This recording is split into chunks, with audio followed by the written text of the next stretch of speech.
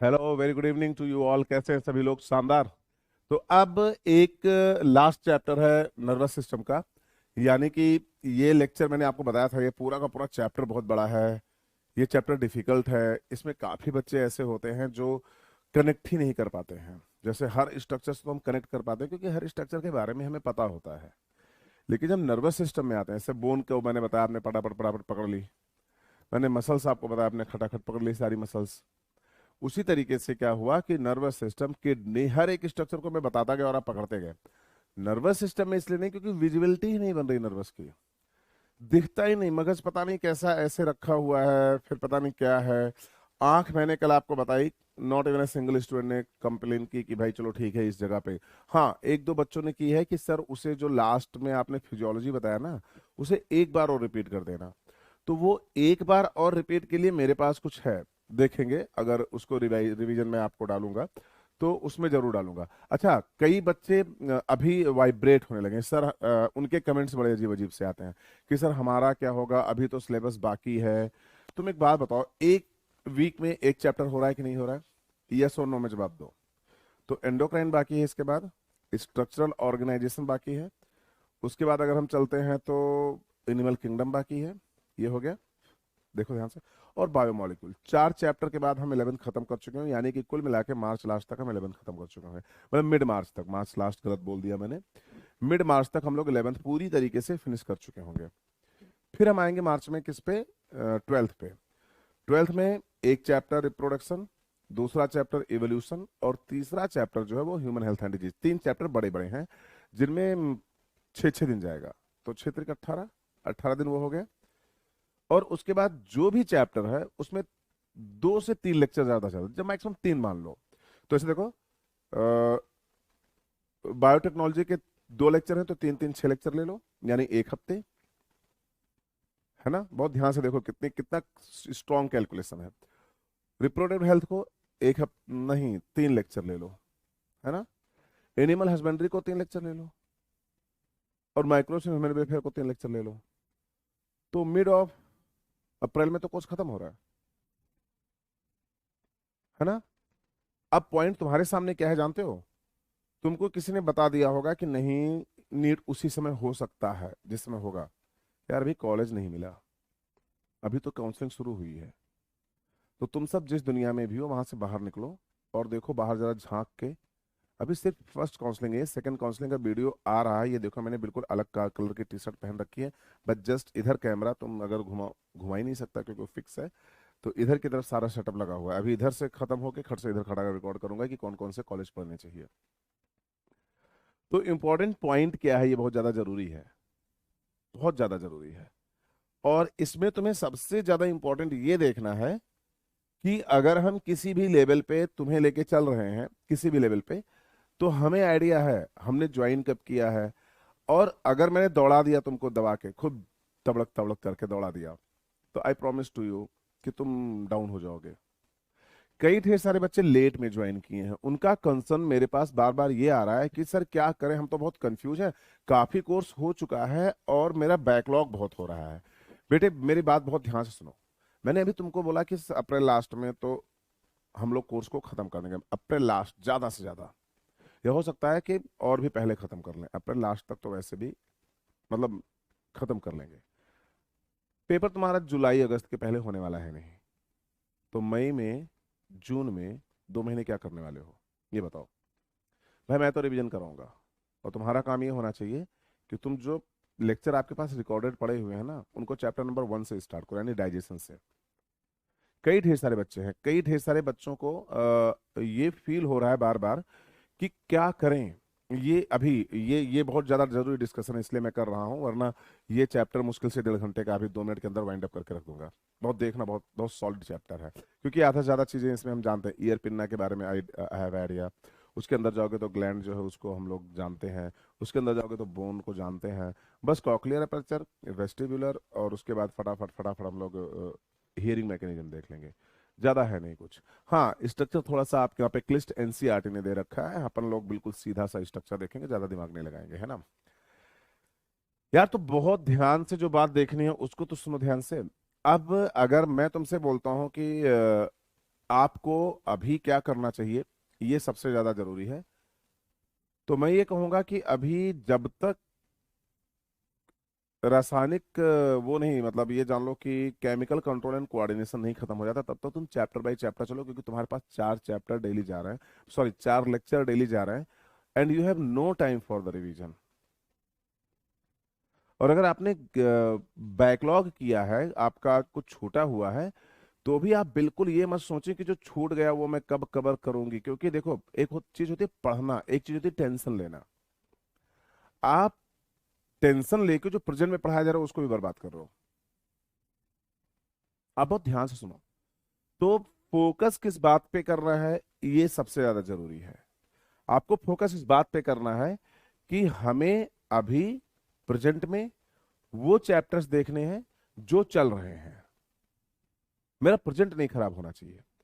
अगर प्रेजेंट नहीं खराब होगा तो हम फ्यूचर को क्या कर देंगे, शानदार बना देंगे।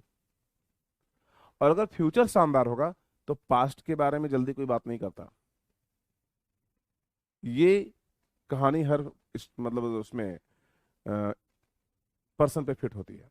आप अभी प्रेजेंट करो, प्रेजेंट करोगे तो तुम्हारे पास सबसे ज्यादा चैप्टर अभी हैं, तुम मैक्सिमम चैप्टर पे होल्ड कर लोगे। अब जब सिलेबस खत्म होना शुरू होगा तो सबसे पहले सिलेबस खत्म होगा जूलॉजी का, ये मैं तुम्हें लिख के दे दूं। केमिस्ट्री और सबसे पहले जूलॉजी खत्म होती है, जूलॉजी का सिलेबस छोटा है। अभी तुम्हें लग रहा है कि जूलॉजी सबसे स्लो चल रही है, क्योंकि जूलॉजी का मैक्सिमम पोर्शन 11th में है।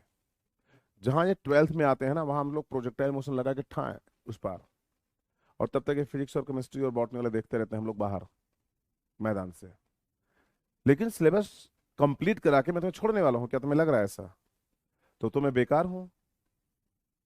क्या ख्याल है? अगर मैं सिलेबस करा के तुम्हें छोड़ दिया तो मैं किसी काम का नहीं। तो पॉइंट क्या होगा? पॉइंट ये होगा कि सिलेबस करा के मैं तुम्हें इजीली उस टारगेट तक ले जाऊंगा जहां तक हम लोगों को जाना है। अब बहुत ध्यान से सुनो। यानी आपको रिवीजन कराऊंगा, आपके टेस्ट सारे डिस्कस करूंगा, और बैकलॉग भी अगर तुम कहोगे तो करा दूंगा, कोई दिक्कत नहीं है। जो जो चैप्टर मैं तुम्हारे ग्रुप में डालूंगा वो हो जाएगा। ठीक है। अभी मैं थोड़ा सा आपके डाउट्स को एंटरटेन सिर्फ इसलिए नहीं कर रहा हूँ क्योंकि मैं बहुत ज़्यादा, थोड़ा सा क्या कहते हैं, लोडिंग में हूँ बहुत ज़्यादा। मेरी 2-2 ढाई-ढाई घंटे के लेक्चर हर जगह जाते हैं।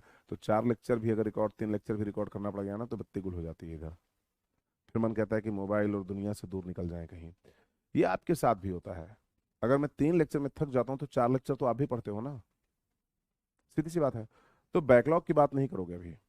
अभी जो प्रेजेंट चल रहा है उसको अच्छे से फिनिश करो। खूब जबरदस्त सोचो, तुम्हारे पास नर्वस सिस्टम कंप्लीट होगा, तुम्हारे पास पूरा एंडोक्राइन सिस्टम होगा, उसका स्ट्रक्चरल ऑर्गेनाइजेशन होगा, एनिमल किंगडम होगा, बायोमोलिक्यूल होगा, reproduction, human health and disease होगा। तुम्हारे पास क्या नहीं होगा? डाइजेशन, रिस्पिरेशन, मतलब breathing and gaseous exchange, circulation नहीं होगा तुम्हारे पास, एक्सक्रीटरी सिस्टम नहीं होगा, और स्केलेटल नहीं होगा। 5 ही चैप्टर तो है ना। 5 चैप्टर मतलब 5 हफ्ते, है ना?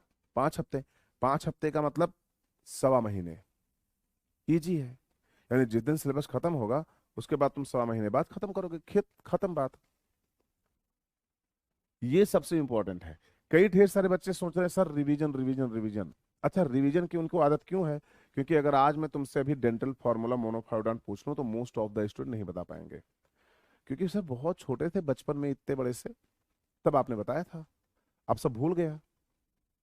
हमने कहा लेकिन जब तक हम 11th का मेजर पोर्शन खत्म नहीं करें, फिजियोलॉजी को मेजर पोर्शन बोलते हैं, जब तक मेजर पोर्शन खत्म नहीं कर लेंगे तब तक हम रिवीजन स्टार्ट नहीं करेंगे। क्योंकि अगर रिवीजन स्टार्ट कर दिया तो 1 2 3 4 5 संडे में खत्म हो जाएगा। यानी कि अगर मैं बोलूं तो मिड ऑफ द मार्च में मैं पूरी तरीके से पूरा रिवीजन खत्म कर दूंगा 11th का।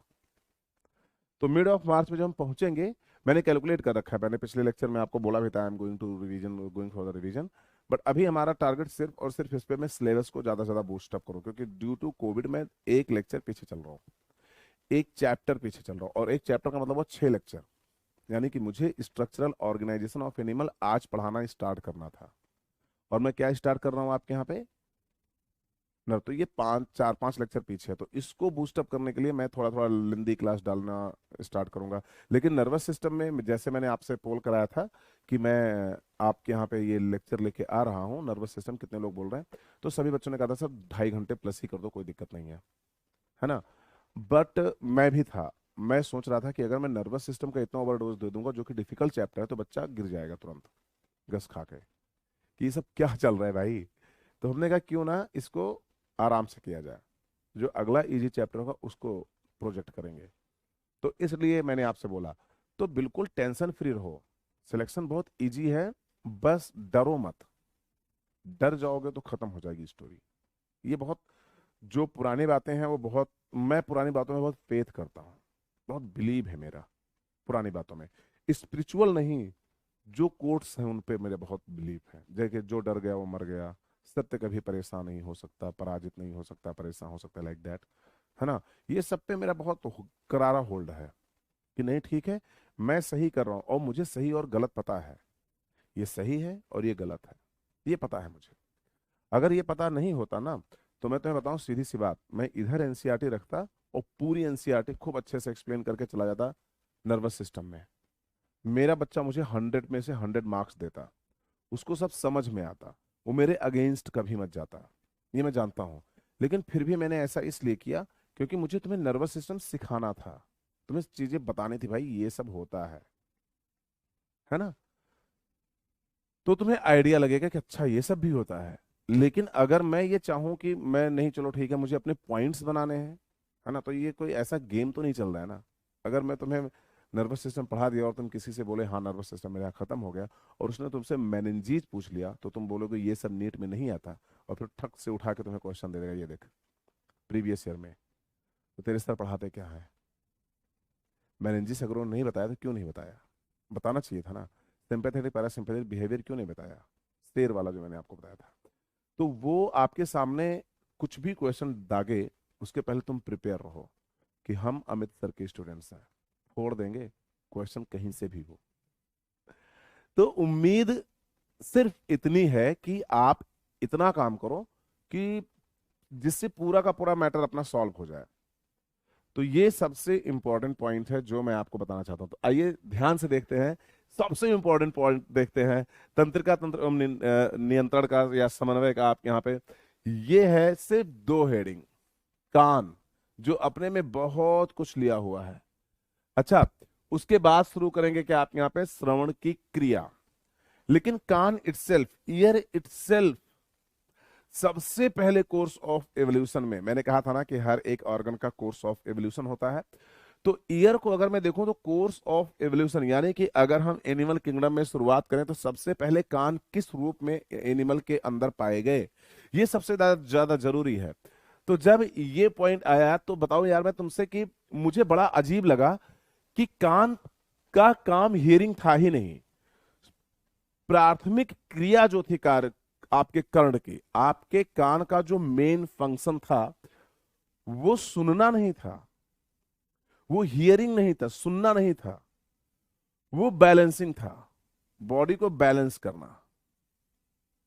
और जब ऐसे में मेरे सामने पॉइंट आया तब मुझे लगा कि भाई अब तो अपन मचाएंगे।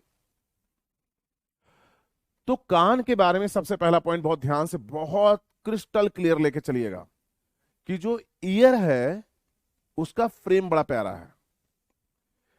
ईयर सर्वप्रथम फाइलम आर्थ्रोपोडा के सदस्यों में पाया गया और वो बॉडी को बैलेंस करता था।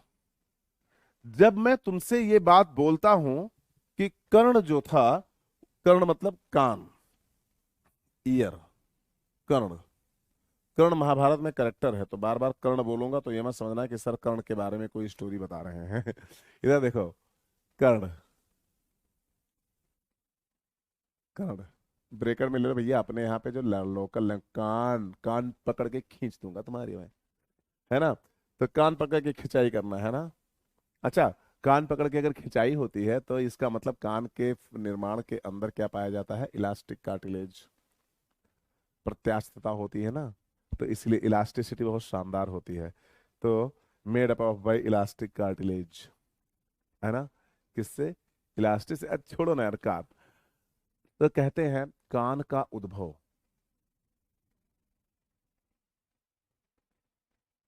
उद्भव बहुत सुपर सा पॉइंट है। अगर कान का उद्भव देखोगे सबसे पहले, तो जो पॉइंट आपको मिलने जा रहा है वो भाई साहब बिल्कुल सुपर होगा। गौर से सुनना, बहुत मजेदार पॉइंट होंगे, है ना। देखो जरा ध्यान से, कान के उद्भव के बारे में अगर मैं आपसे बात करता हूं तो आपको ये बात देखना होगा कि कान का उद्भव सर्वप्रथम, सर्वप्रथम देखिए, शुरू हो जाओ भाई। कान का उद्भव सर्वप्रथम, है ना, फाइलम, संघ, संघ आर्थ्रोपोडा के सदस्य, आर्थ्रोपोडा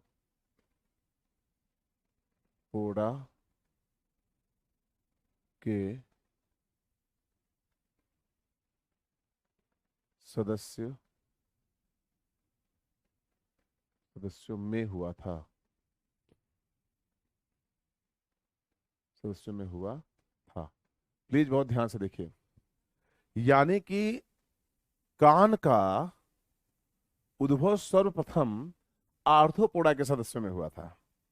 अब इनमें से कई ढेर सारे बच्चे बैठे हैं। अच्छा, जब बच्चे खूब होते हैं ना, अच्छा मैं तो बताऊं, मुझे एक सबसे अच्छी चीज हिंदी मीडियम की ये लगती है कि हिंदी मीडियम के बारे में जब मैंने पहली बार बात की थी पीडब्ल्यू पे, तो every person is getting surprise कि मतलब बच्चे आएंगे ना, आर यू श्योर। हमने कहा सर आप उतारो तो एक बार, गारंटेड आएंगे। और मुझे सबसे ज्यादा खुशी इस बात से नहीं होती कि कितने बच्चे कहाँ पे हैं, मैं सिर्फ अपना पीडब्ल्यू का ग्रुप देखता रहता हूँ कि कितने बच्चे हैं। ग्रुप में तो बहुत कम अटैच हैं, 5 से 6 हजार बच्चे हम लोग हैं इस क्लास को वॉच करने वाले। तो मुझे बड़ा अच्छा लगता है कि इन बच्चों के लिए कोई भी प्लेटफॉर्म ऐसा नहीं था अभी तक। अभी तक मेरे पास ऑनलाइन के तो, ऑफलाइन के तो बहुत है, सीकर विकर में कई ढेर सारी कोचिंग थी जो ऑफलाइन में हिंदी मीडियम के बच्चों पे काम करती थी, लेकिन ऑनलाइन में कोई भी, मतलब इसके पहले मैं जिस प्रीवियस इंस्टीट्यूट में था ऑनलाइन प्लेटफॉर्म वो भी था, इंडिया का one of the best platform था। तो मैं जब उनसे हिंदी मीडियम की बात करूँ तो क्या बात करो, हिंदी मीडियम कौन पढ़ेगा हिंदी मीडियम में, हम लोग उतारो तो। और आज की डेट में मजेदार, तो जैसे जैसे बच्चे बढ़ते हैं ना, मुझे दिखता है ये देखो रैंक आ रही है, रैंक आ रही है, रैंक आ रही है, क्योंकि जितने ज्यादा बच्चे हों उतनी सुपर कंपटीशन, उतना शानदार रैंक, ये बात याद रखना। तो संघ आर्थ्रोपोडा में, मतलब के सदस्यों में सबसे पहले कान का उद्भव हुआ। अब इसमें से कई ढेर सारे बच्चे हैं, उन्होंने कहा सर पीएचडी आर्थ्रोपोडा में। आप मुझे ये बताओ कि आर्थ्रोपोडा में कान आपको कहाँ दिखा। हमने कहा मेरी नजर से तुम देखो तो यार नजर उड़ाए वाली कंडीशन होगी, क्योंकि तुम्हें उसमें कान देखने के लिए मेरी नजर की जरूरत पड़ेगी। और दिखाते हैं तुमको, इधर देखो मेरे बच्चों, बहुत ध्यान से देखिएगा। मैंने कहा कान कहाँ है, तो आर्थ्रोपोडा ने कहा भाई साहब कान का काम क्या है ना। इधर देखो ध्यान से, कान का काम क्या है, काम क्या है, प्लीज बहुत ध्यान से सुना, कान का काम क्या है।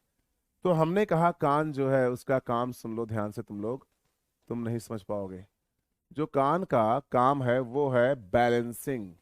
अच्छा, तो बॉडी बैलेंसिंग ना, है ना। आंसर क्या होगा आपके यहाँ पे, आंसर होगा बॉडी बैलेंस।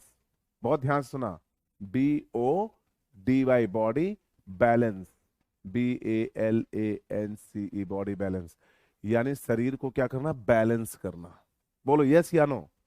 तो जब हमने पूछा कान का काम क्या है, तो उत्तर आया बॉडी बैलेंस। तो आर्थ्रोपोडा ने कहा अच्छा बैलेंसिंग की बात कर रहे हो क्या, हमने कहा हाँ। ओ ये देखो, इसका नाम सुना है, हमने कहा किसका, अरे ये पड़ा हुआ है बॉडी मेरे। हमने कहा कौन भैया, स्टेटो,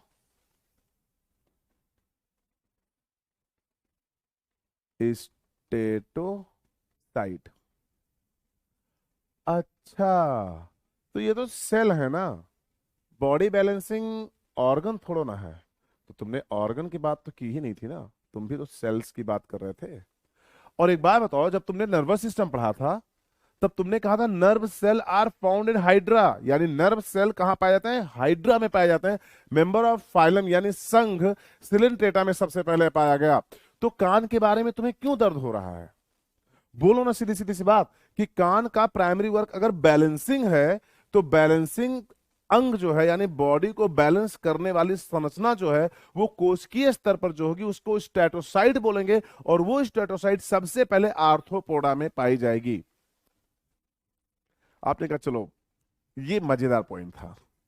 सर आप ये बताओ कि जो स्टेटोसाइट हैं, हमने कहा हाँ, उन स्टेटोसाइट में बहुत ध्यान से, उद्भव को बहुत ध्यान से देखना, जो स्टेटोसाइट है सर, उन स्टेटोसाइट्स के अंदर स्टेटोसाइट बैलेंस करते हैं। तो स्टेटोसाइट क्यों है? ये सबसे इंपॉर्टेंट पॉइंट था कि भाई स्टेटोसाइट है क्यों, काम क्या है, वर्क क्या है, फंक्शन क्या है, बताओ जल्दी जल्दी। तुमने कहा एक मिनट वेट बेला, थमा थमा एक मिनट। स्टेटोसाइट आपके बॉडी को बैलेंस करते हैं, तो जरूरत क्या है स्टेटोसाइट की? हमने कहा सुनो तो, जरूरत बहुत जरूरी है। क्यों? क्योंकि जो पतंगा होता है, पतंगा मतलब कीट और पतंगे, पतंगे नहीं बोला मैंने, पतंगे, कीट पतंगे। तो जो कीट होते हैं वो उड़ते हैं, उनके पास विंग्स होती है, वो उड़ते हैं, और उस उड़ने के समय आपके बॉडी को बैलेंस करने के लिए आपको स्ट्रक्चर चाहिए, और उस समय आपके बॉडी को बैलेंस करने के लिए, जैसे मान लो हम लोग बचपन बचपन में छोटे, बचपन में छोटे ही छोटे थे यार, बचपन में छोटे छोटे थे हम लोग, ठीक है। ये बात मेरी बहुत गंदी होती है। बचपन में छोटे छोटे थे, तो बचपन में छोटे तो हम लोग क्या करते थे, वो अरहर का पेड़ उठा लेते थे, तूर का अरहर समझो ना, अरहर का पेड़ उठा लेते थे, डंठल उसका, और वो कीड़े बरसात में ऊपर उड़ते थे, तो उनको मारने की कोशिश करते थे, ऐसे ऐसे ऐसे ऐसे मारने की कोशिश, बचपन में बहुत बदतमीजी की है। तो जब उसको मारने की कोशिश करता था यूं करके, तो वो शायद डायग्नोज कर लेता था, वो ऐसे करके मुड़ जाता था। तो मुझे लगता है यार ये इतना छोटा सा एनिमल है, ऐसे कट मार के निकल जाता है, गिर जाना चाहिए इसको। तो उसका बॉडी उस समय जब वो कर्व लेता है तब बैलेंस करता है। जैसे हम लोग गाड़ी चला रहे हैं, अचानक कुछ आया तो हम ऐसे कर आ जाते हैं ना, तो हमने अपने बॉडी को बैलेंस किया ना, क्योंकि अगर बैलेंस ना करते तो शायद गिर जाते रोड के बाहर जाके।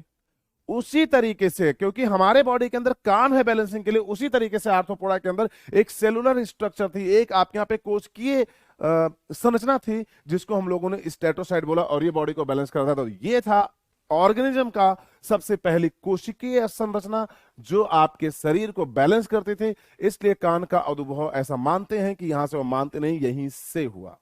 ये सुन लो, मानते नहीं है, यहीं से हुआ। तो कान का सबसे पहली संरचना, तो कान की सबसे पहली संरचना, इधर देखो ध्यान से, कान की सबसे पहली, सबसे पहली पहली संरचना, संरचना, है ना, बहुत ध्यान से सुनना। कान की सबसे पहली संरचना स्टेटोसाइट। अब बात यह है कि स्टेटोसाइट की जरूरत आर्थ्रोपोडा के बाद किसको थी?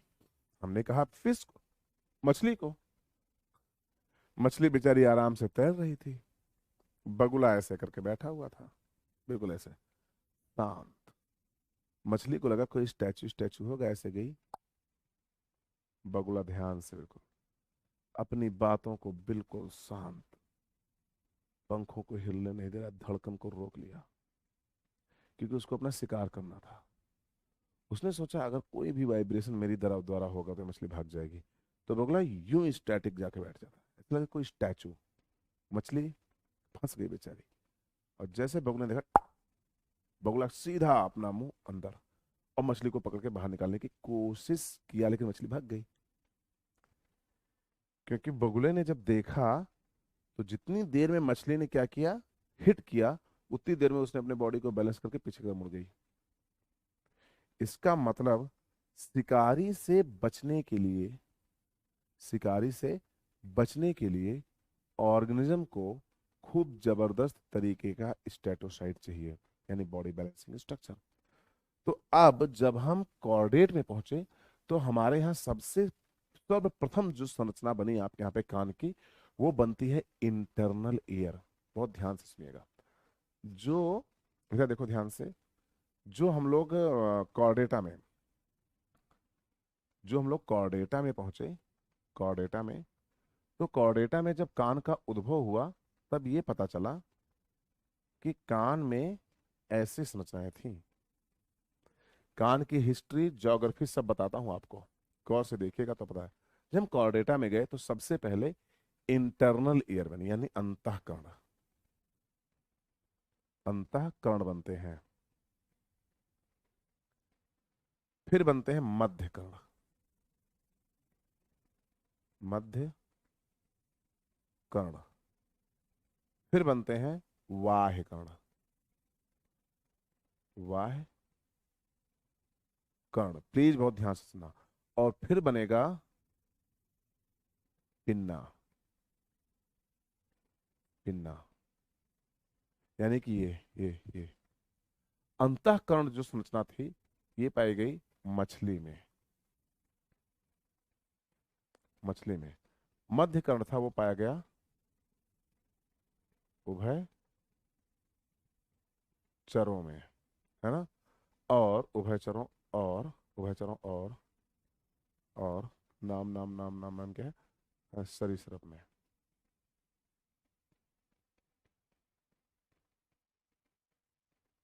सरीसृप में,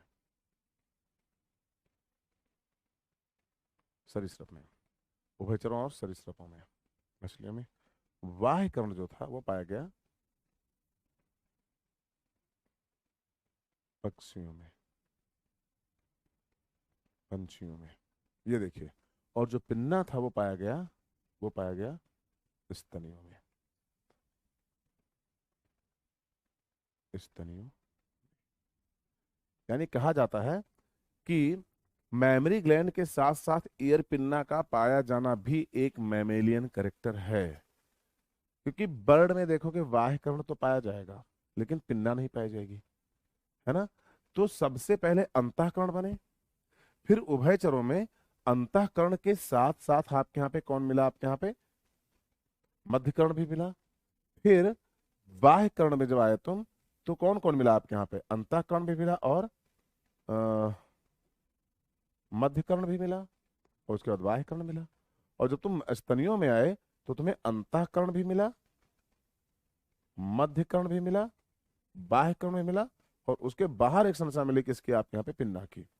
तो इस तरीके से भी संरचनाएं आपके सामने देखने को मिलती हैं। ऐसा नहीं कि मध्य में आपके यहाँ पे सिर्फ मध्य कर्ण पाया गया, या आप ये बोल दो कि जो है पंछियों में आपके यहाँ पे पाया गया। तो आपको ये पॉइंट देखना है मेरे बच्चे, याद रखिएगा। तो अंतःकरण सबसे पहली संरचना है। उसके बाद जब हम उभयचरों में आते हैं तो अंतः एवं बाह्य दोनों मिलते हैं आपके यहाँ पे, सॉरी अंतः एवं मध्य दोनों मिलते हैं। जब हम पंछियों में आए तो अंतः मध्य एवं बाह्य कर्ण तीनों मिलते हैं आपके यहाँ पे। और जब स्तनियों में आए तो पिन्ना। यहाँ पे हियरिंग मैकेनिज्म नहीं है,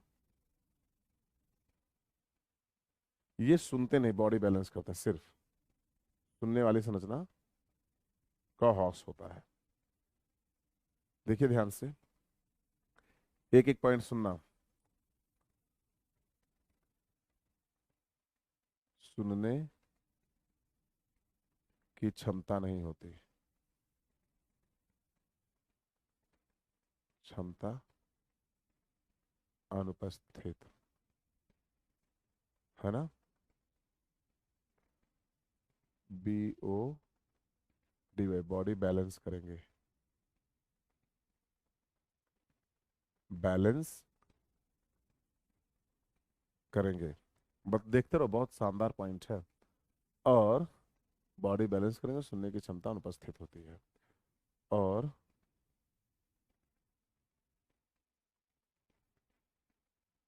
चलो बस यही दो रखते हैं, क्योंकि एक पॉइंट और था लेकिन वो बता देंगे तो फिर एक्सप्लेन करना पड़ेगा जबरदस्ती का, और बात इतना ज़्यादा इम्पोर्टेंट है नहीं वो। जो उभयचर हैं इनमें इनमें जो है वो सुनते तो हैं, लेकिन सबसे इंपॉर्टेंट बात ये है, यार ये सुनते तो हैं लेकिन सबसे इंपॉर्टेंट बात है उभयचर में hearing, hearing and body balance. Body balance दोनों पाया जाता है, लेकिन सरीसृपों में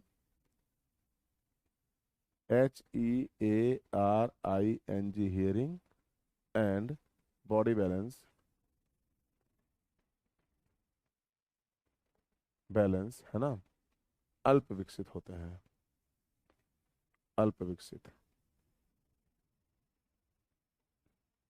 विकसित। अच्छा मेरे बच्चों बहुत ध्यान से सुनना, हियरिंग और मतलब बॉडी बैलेंस दोनों अल्प विकसित होते हैं, तो ये सुनते भी नहीं सही से, या नहीं सुनते। कई ढेर सारे मेंबर तो होते हैं वो सुनते ही नहीं है, और जो बैलेंस भी होता है वो भी सही नहीं कर पाते हैं। अगर तुम भाग रहे हो, ऐसे ऐसे करके भाग रहे हो, तो चिड़िया तुम्हें पकड़ लेगी, ऊपर से आके से उठा ले जाएगी। अगर तुम पानी में तैर रहे हो, कीड़े हो, तो फ्रॉग तुम्हें अप्रोच कर लेगा, तुम चाहे जैसे इधर उधर घूमो। लेकिन अगर मैं भाग रहा हूं और सांप ने मुझे दौड़ाया, और मैं ऐसे तिरछा तिरछा तिरछा तिरछा तिरछा तिरछा भाग रहा हूं, सांप नहीं पकड़ पाएगा, थक के बैठ जाएगा। बहुत ध्यान से सुनना। तो ये सारे के सारे स्ट्रक्चर, या सारी की सारी जो संरचनाएं हैं, ये इस तरीके से देखने को मिलेंगी। तो मुझे जिस फ्रेम में आना है उसको बहुत ध्यान से देखिएगा। हमें ये देखना है कि ये इनमें हियरिंग यानी सुनने की क्षमता नहीं होती है। और अगर सुनने की क्षमता इनमें नहीं होगी, इसका मतलब इनमें हियरिंग जो होती है वो पूरी तरीके से लॉस होती है। तो आपने कहा सर वो बाबा जो बीन बजाते हैं सांप बैठ जाता है ऐसे करके, वो क्या है? आप उस सांप को देखना। पहली बात तो वो सांप होता है जो ये लोग पकड़ते हैं। नहीं सर, वो तो कई बार मेरे घर में आके बीन बजा के निकाल लिया था। बीन जो होता है, बीन के साउंड का वाइब्रेशन होता है, वाइब्रेशन बहुत ज्यादा होता है। और जो वो वाइब्रेशन होता है उसकी तरफ स्नेक क्या करता है, चलता है। बहुत ध्यान से सुनिएगा। या उस वाइब्रेशन से स्नेक इरिटेट होता है तो उसकी तरफ भागता है।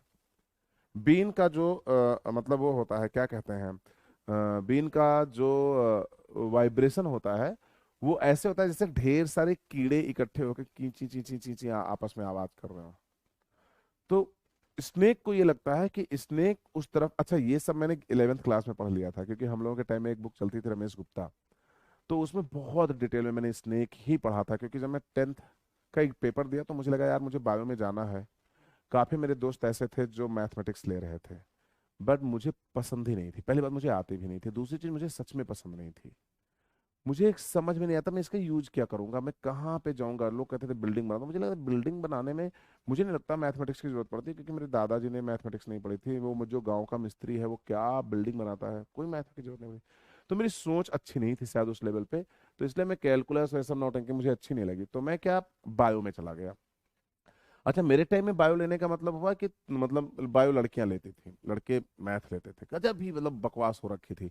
90s के जो युवा थे ना, जो आज की डेट में जो भी टीचर आपको दिखाई दें, मतलब बेलल्ले लगते थे बिल्कुल, एक नंबर के, मतलब अजब अजब डिफिनेशन सेट कर रखे थे।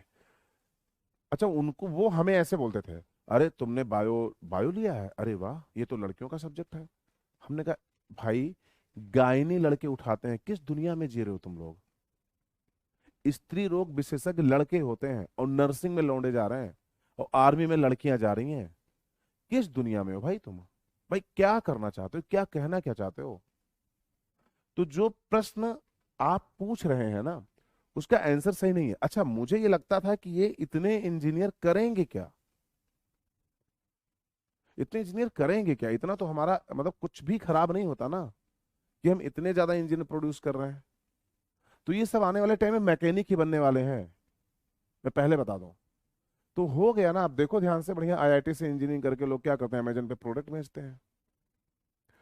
मेरे तो कई ढेर सारे लड़के मेरे साथ के, उस समय क्या वो हमारे लखनऊ में एक कॉलेज हुआ करता था, बाबू बनारसी दास। तो भाई बड़े प्राइवेट का सबसे बेस्ट कॉलेज है, ये कॉलेज है वो कॉलेज है। मेरे क्लास के टॉपर्स उसमें एडमिशन लिए, अच्छे अच्छे गवर्नमेंट कॉलेज छोड़ के। और तुम बिलीव करो, वो कोई फन रिपब्लिक वहां पे है लखनऊ में, उसमें शॉपर स्टॉप में कपड़े बेचते हैं, वो कपड़े। तो मुझे लगा भाई ये कपड़े ही बेच रहे, तो तूने इंजीनियरिंग क्यों की?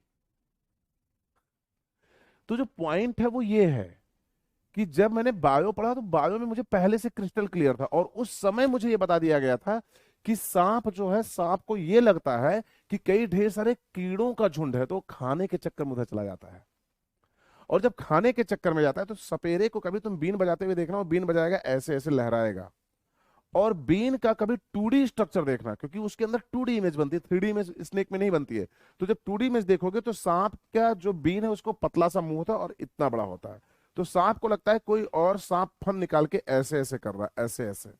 तो जब वो ऐसे ऐसे करता है तो जो उसके सामने वाला सांप है वो भी डिफेंसिव में आके आपके यहाँ पे ऐसे ऐसे करता है। तो कहते हैं देखो भैया, सांप बीन वाले ने बीन बजाया और सांप नाच रहा है। उसी चक्कर में कई छोरियां नागिन बन गई, और नागिन बन के जो सुंदर नृत्य किया भाई साहब आपके यहाँ पे, मैं देखता रह गया। एकता कपूर ने ढेर सारे सीरीज निकाल दिया आपके यहाँ पे कि ये ले नागिन बिल्कुल 2.0। हम लोग तो नागिन वो वाली देखे ना जो बचपन में एक वो राजा वाजा रहता है, उसकी गाड़ी से नाग कुचल जाता है, या चार पांच छोकरे होते हैं, वो लोग जाते हैं जंगल में, नाग को मार देते हैं तो नागिन रह जाती है, फिर नागिन बदला लेती है। वो सब स्टोरी देखे। और भाई नागिन का दूसरा सबसे शानदार रूप मैंने देखा है, भाई ठीक है चलो नागिन डांस दोस्तों की शादी में, इसके बगैर शादी अधूरी है। ये बात समझो। तो अब जो जब मैंने पढ़ाई की इसकी, तब मुझे पता लगा भाई यार ये तो सुनता ही नहीं है।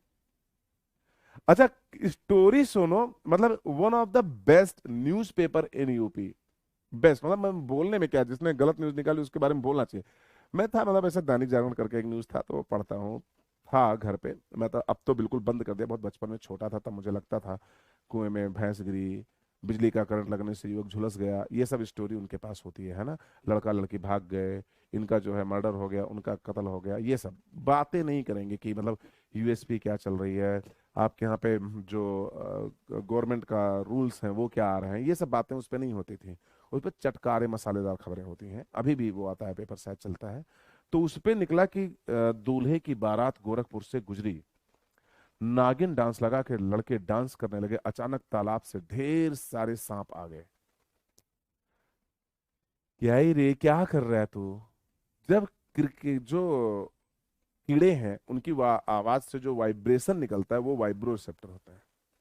दूसरी चीज, स्नेक नॉकटर्नल नहीं है, उसे रात में कुछ नहीं दिखता है, वो सिर्फ आपके यहाँ पे वाइब्रेशंस पे चलता है। तो जो भी वाइब्रेशन थी उस पे वो आया होगा, मैं गारंटी ले सकता हूं। लेकिन उन्होंने हेडलाइन निकाली कि बीन की आवाज सुन के सांप बाहर आ गया। हमने कहा एक केवल बायोलॉजिस्ट अपने पेपर में रख लेते तो बकवास जो निकाल रहे हो ये ना निकालते। केवल 70-80 हजार रुपए में मिल जाता तुम्हें। टीचर्स काम कर रहे हैं ना, तो आप रखिए ना इन लोगों को। इन सब न्यूज पे तो क्लेम होना चाहिए, कोर्ट में करके इनको खींच के बताओ कि गलत इंफॉर्मेशन स्प्रेड करने के जुर्म में मैं आपको 10 साल के लिए अंदर करता हूं। ये पॉइंट है। तो सबसे ज्यादा जरूरी ये सब कुछ है। तो जो बात है उसे बहुत ध्यान सुनो। तो कभी भी जब तुम स्नेक के बारे में जाओगे ना, तो स्नेक, अच्छा केस हिस्ट्री बहुत ज्यादा जरूरी होती है, केस तुम्हें लिंक कर देता है उससे। तो इसलिए मैं बीच बीच में केस हिस्ट्री बताता हूँ। स्नेक में हियरिंग और बॉडी बैलेंस अल्प विकसित होता है। हियरिंग रेप्टाइल में अल्प विकसित होता है, कुछ में तो एब्सेंट होता है यानी अनुपस्थित होता है। बाकी बाह्यकरण, और ये आपके यहाँ पे सुना हियरिंग, यहाँ पे HEARING, hearing and balancing, balancing है ना, सुपर है, सुपर। यहां तक किसी को कोई दिक्कत, किसी को भी, वरना आप कर्ण से अब अंदर एंट्री करते हैं। तो ये था ओरिजिन ऑफ एवोल्यूशन किसका, कान का। अब हम कान के रास्ते से अंदर एंटर करते हैं। तो सबसे पहली संरचना जो होगी ईयर की, है ना, इसको हम लोग फोनो रिसेप्टर अंग कहते हैं। ईयर, है ना, फोनो मतलब सुनने, फोनो रिसेप्टर, इसको PHONO, फोनो, RECEPTOR, है ना, सुनने की क्षमता, इसीलिए तो बोलते हैं सुनने की क्षमता, क्षमता होती है। इसीलिए कान में लगा के आवाज रिसीव करने वाले इंस्ट्रूमेंट को फोन कहते हैं। फोन, आप सुन रहे हो, फोन, तो फोनेशन करते हैं, इसको फोनेशन कहते हैं। तो ये हो गया फोन, है ना।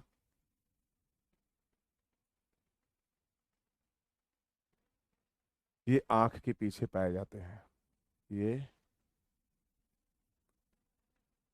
आंख के पीछे पाए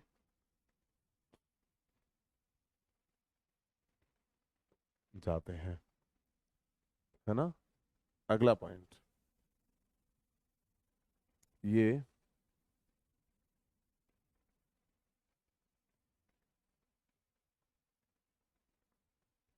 हियरिंग और बॉडी बैलेंस दोनों के लिए जानते हैं। जो हियरिंग है ये मुख्य कार्य है, मुख्य, क्या बोल रहा हूँ मैं, जो बॉडी बैलेंस है ये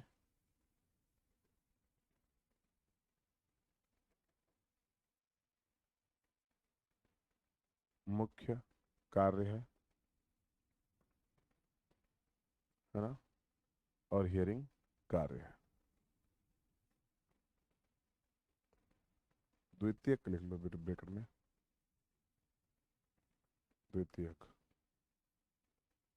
ये द्वितीय कार्य है। आप सबको दिखाई दे रहा है हियरिंग एंड बॉडी बैलेंस, है ना। अगर हम बोलें स्ट्रक्चरली, संरचनात्मक तौर से कान को 3 पार्ट में डिवाइड किया गया है ना।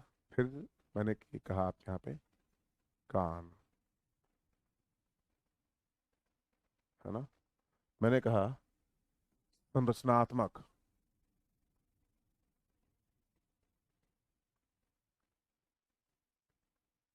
संरचनात्मक स्वभाविक तौर पर कान या कर्ण को 3 भागों में, 3 भागों में विभाजित किया गया है, किया गया है 3 भागों में। पहला, पहला आपके यहाँ पे अंतःकरण, दूसरा मध्यकर्ण, और तीसरा बाह्यकर्ण, है ना। अंतःकरण, मध्यकर्ण एवं बाह्यकर्ण, है ना। हेडिंग अगर हम लेंगे तो कहाँ से लेंगे आपके यहाँ पे, सबसे पहले लेंगे बाह्यकर्ण, है ना, ताकि बाहर से अंदर के, अंदर से बाहर चलेंगे तो एनसीईआरटी का की अवहेलना होगी। हम लोग क्या करेंगे, बाहर से अंदर की तरफ चलेंगे। तो सबसे पहली हेडिंग होगी आप यहाँ पे बाह्यकर्ण।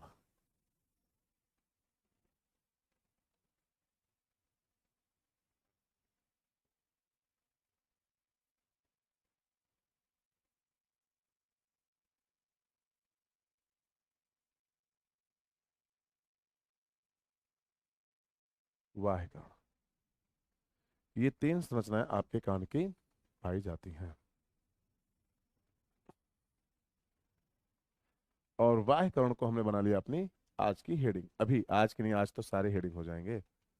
बाह्यकर्ण को मैंने बना लिया अपनी हेडिंग। और बाह्यकर्ण को जैसे मैंने हेडिंग बनाई वैसे बाह्यकर्ण का भाई मेरे भी 2 पार्ट हैं। हमने कहा ऐसा क्या, चलो बता दो, मेरे भी 2 पार्ट हैं। हमने कहा ठीक है बता दो। उसने कहा पहला पार्ट तो आप जानते ही हैं, है ना, लेकिन दूसरा पार्ट सबसे इंपॉर्टेंट है। हमने कहा बताओ तो। पहला पार्ट है ear pinna, EAR, year, pinna, pinna. मैंने आपको बताया था अभी कुछ देर पहले भी इसको, है ना। और ये है ईयर,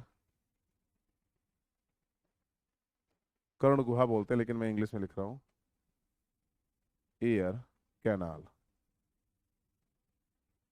ईयर कैनाल, है ना। तो अगर मैं ईयर पिन्ना के बारे में बात करूं तो मैं मुश्किल से 3-4 बातें तो कर ही जाऊंगा, है ना। 3-4 बातें तो कर ही जाऊंगा ना। तो 1, 2, 3, 4, 5, 6 बात कर लेते हैं। फिर एक कैनाल की बात होगी, तो ईयर पिन्ना का सबसे पहला पहला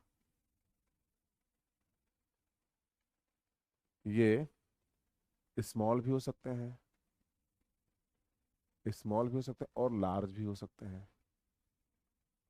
चलो बताओ, स्मॉल किसके हैं, हमारे तुम्हारे, और लार्ज किसके हैं, गाय भैंसों के, घोड़े के, कुत्ते के।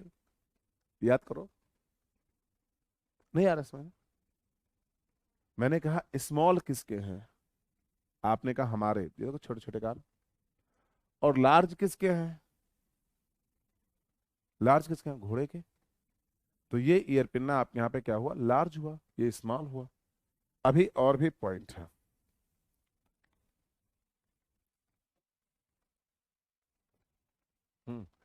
मैमल के करेक्टरिस्टिक,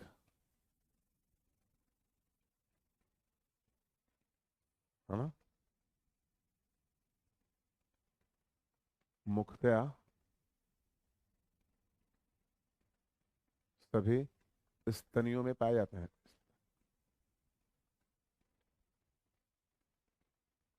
स्तनियों में पाए जाते हैं, पाए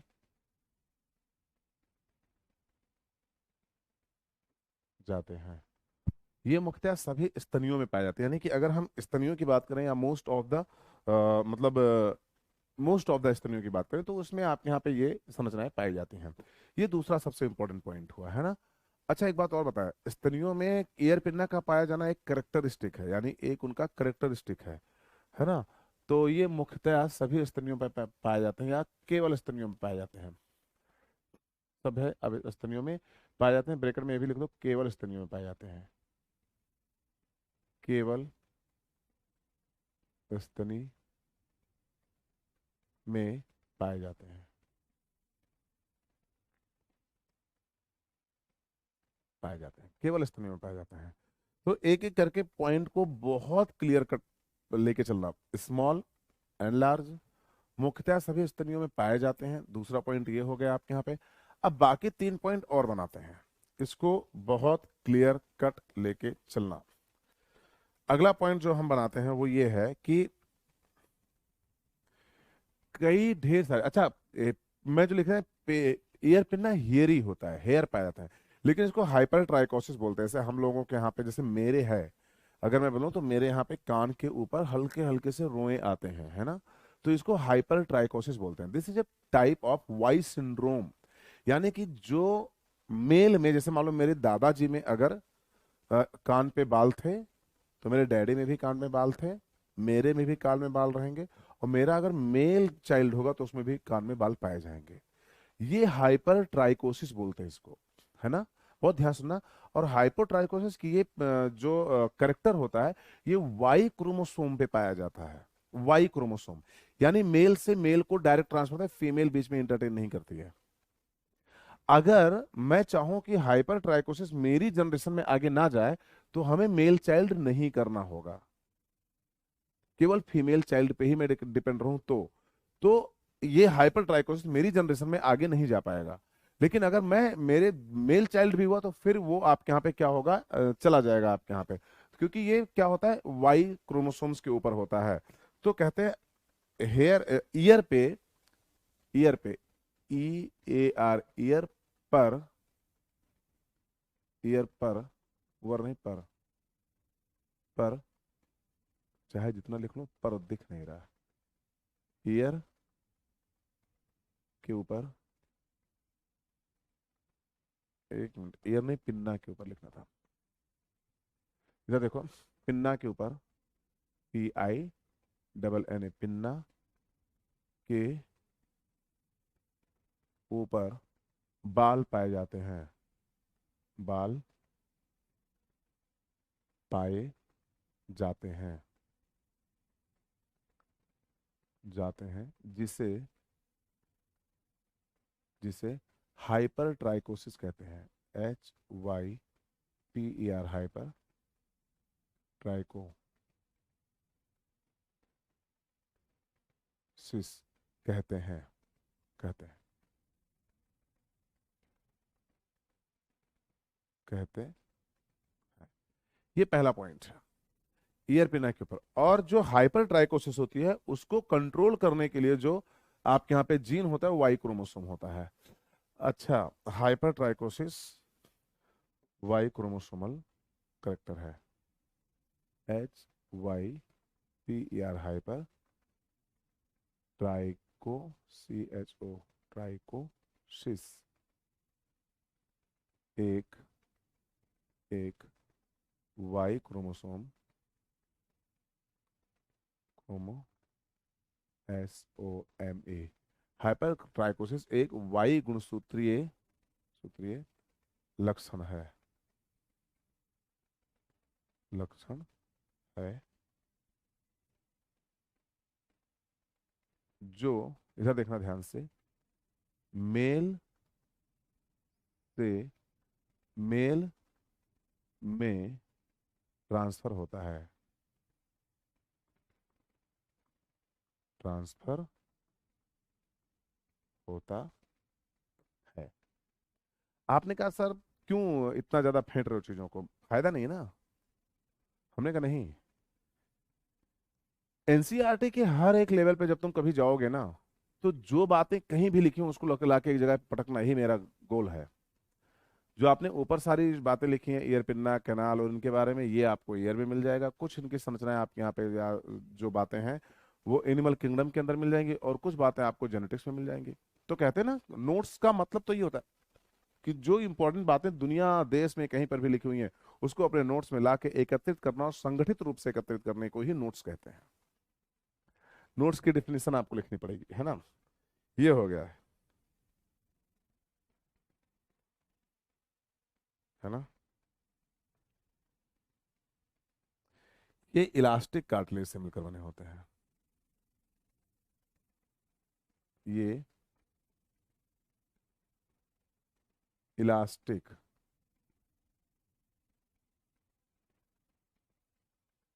उपास्थि संरचना है,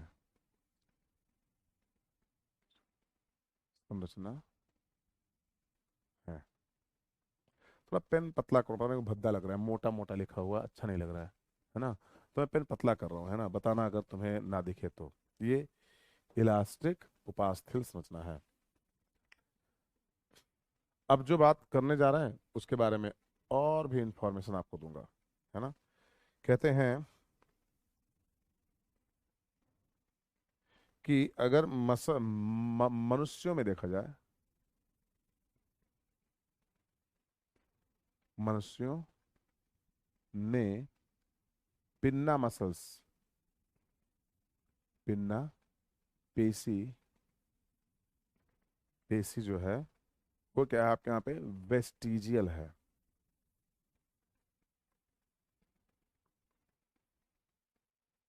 वेस्टिजियल है। और पिन्ना पेशियां अगर वेस्टिजियल होगी तो पिन्ना पेशियां कार्य नहीं करेंगे, पिन्ना पेशियां कार्य नहीं करेंगे तो कान आपका ऐसे ऐसे हिलेगा नहीं। हिल रहा है क्या आपका कान?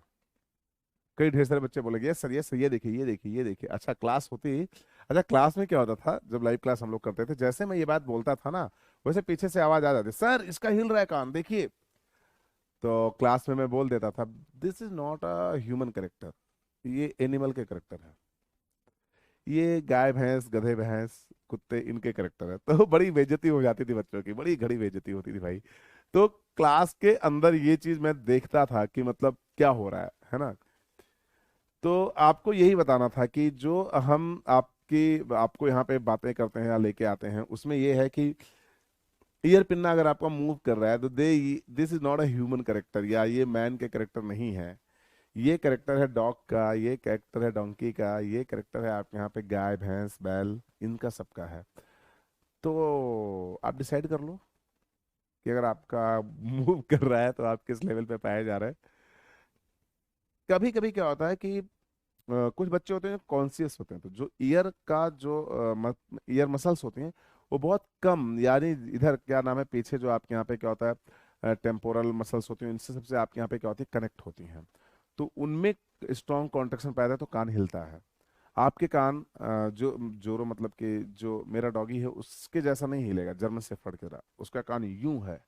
उसके कान को पकड़ लो ना तो वो काट लेगा, वो मुझे काट लेता है, सोचो। काटने का मतलब ठीक है, जेंटल टच होता है, बट वो गुस्सा हो जाता है बिल्कुल, जैसे मैं उसके कान पकड़ता हूँ, क्योंकि मैंने बचपन में उसका कान कभी टच नहीं किया, क्योंकि जब वो मेरे पास आया तो उन्होंने कहा सर पिन्ना को टच मत करना वरना पिन्ना इसका लूज हो जाएगा, और ये रियल ब्रीड है, तो जैसे करो यूं ऐसे बिल्कुल बहुत डेंजरस लगेगा सर। तो उसने बोल दिया, मैंने टच ही नहीं किया। मैं पीटता था तब भी कान नहीं मतलब पकड़ता था। गलती करेगा तो पीटूंगा ना, बच्चे को अपने पीटूंगा तो इसको क्यों नहीं पीटूंगा, सीधी सी बात है। कई बार समझा के बताता हूँ, नहीं समझते तो पीटना पड़ता है, डंडा दिखा दो, भाग जाएंगे। तो उसको आइडिया है कि भैया मारे हैं तो शायद ये काम नहीं करना है, लेकिन उसका कान पकड़ो तो इरिटेट हो जाता है, just because of that pinna जो है वो उसके यहाँ वेस्टिजियल है। और मैं कभी भी देखता हूँ, जैसे मान लो मैं ऐसे करूंगा, आया वो मेरे पास तो मैं उसके कान में फूंक दिया, तो ऐसे ऐसे करके फट फट फट फट फट अपने कान को हिलाता है, और पूरा ऐसा पूरी बॉडी हिला देता है, शेक कर देता है पूरी बॉडी को। तो वो कर सकता है। जैसे मान लो कि मैं गांव पे था तो छोटे छोटे गाय के या भैंस के जो बछड़े और ये सब जो होते थे, उनको मतलब हम लोग बहुत क्यूट लगते थे, बहुत क्यूट। तो वो जैसे घर में कहीं पे भी रहो तो वो आ जाते थे तुम्हारे पास, तुम उनको कुछ खिला दो, तुम उनको कुछ भी खिला दो तो तुम्हारे पास आ जाते, तुम्हें ऐसे लिक करने लगते थे, हाथ पैर तुम्हारे चाटने लगते थे। तो मैं बहुत शैतानी करता था। मैं क्या करता था, ऐसे एक जो है झाड़ू वाड़ू का तिनका ले लेता था और ऐसे कान के पास टच कराता था। तो जो गाय का वो ऐसे ऐसे करके कान को अपने हिला लेता था कस के, कस के। तो मुझे लगता था देखो इनका कान हिल रहा है, हमारा नहीं हिल रहा है, क्योंकि उनका कान आपके यहाँ पे वेस्टिजियल नहीं था ना, हमारा कान वेस्टिजियल है। तो अगर आपका कान हिल रहा है तो देख लो भाई, अपना अपना देख लो, अपने अपनी कैटेगरी में कि किस कैटेगरी में पाए जा रहे हो, ठीक है। बट प्लीज मुझसे कंप्लेन न करना कि सर ने मुझे कुछ गधा या कुछ ऐसा बोला है, बट मैं ऐसा ही कुछ बोलना चाह रहा हूँ, बट मैं नहीं बोल सकता क्योंकि तुम मेरे बच्चे हो ना, तो फिर यही होगा कि अमित सर कैसे बच्चों को पढ़ाते हैं, मतलब क्या ही है ना। आइए स्टार्ट करते हैं। तो ईयर कैनाल, प्लीज बहुत ध्यान से। जब हम ईयर कैनाल की बात करेंगे तो बोलेंगे ये 22 mm लॉन्ग होती है, 24। ध्यान से देखिएगा, ये जो है 24 mm लॉन्ग, 24 mm लॉन्ग होती है।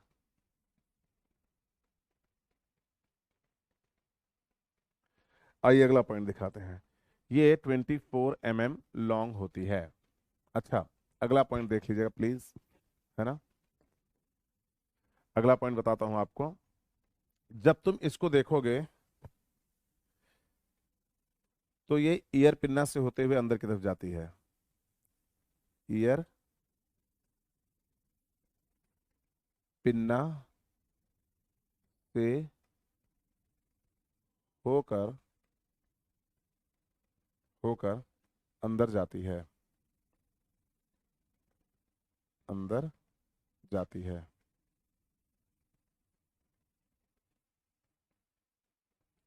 अंदर जाती है ईयर पिन्ना से होकर, है ना। अगर हम इस तरीके से देखें तो ये ईयर मेम्ब्रेन पर जाकर खत्म हो जाती है। Year, MEMBRANE, air membrane oblique, ear drum, EAR year, DRUM drum, comma, tympanum, TYMPANUM tympanum पर जाकर खत्म हो जाती है, हो जाती है,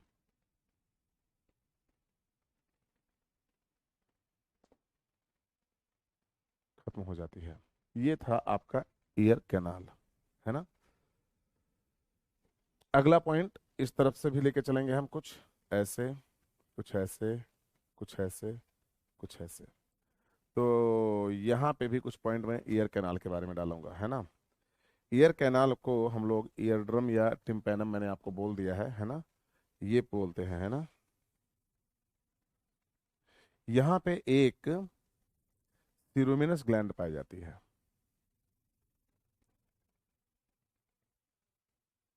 ईयर, DRUM ड्रम के पास कुछ कुछ GLAND ग्लैंड्स पाई जाती हैं, पाई जाती हैं, जिन्हें जिन्हें वैक्स यानी सिरुमिनस, वैक्स, WAX, वैक्स ग्लैंड कहते हैं, ग्लैंड कहते हैं।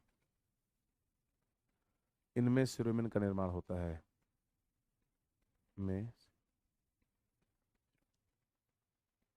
सिरुमिन का निर्माण, सिरुमिन का निर्माण होता है, होता है, होता है। तो एक एक करके पॉइंट को बहुत ध्यान से देखिए, है ना, कि क्या बता रहा हूँ किस तरीके से। और वो आप निकालते भी हो कान से, ऐसे निकाल के। हम लोगों के यहाँ पे खुद बोलते हैं, कई जगह पे गंदगी बोलते हैं, कई जगह पे जो है बैग्स बोलते हैं, कई जगह पे उसको अलग अलग अपना। आप बताओ क्या बोलते हो, आप कमेंट में लिख दो, मैं देख लूंगा कि कहाँ पे क्या होता है। हमारे यहाँ खूट बोलते हैं, कान से खूट निकालना, है ना। तो ये हो गया भैया, ये अवधि भाषा है, मैं बता दूं फिर से, ये अवधि भाषा है। तो उसमें कान में से खूंट निकालते हैं, है ना। बाकी आप जानते होंगे कि क्या होता है आपके अनुसार, है ना, है ना, सेरेमन ग्लैंड, है ना।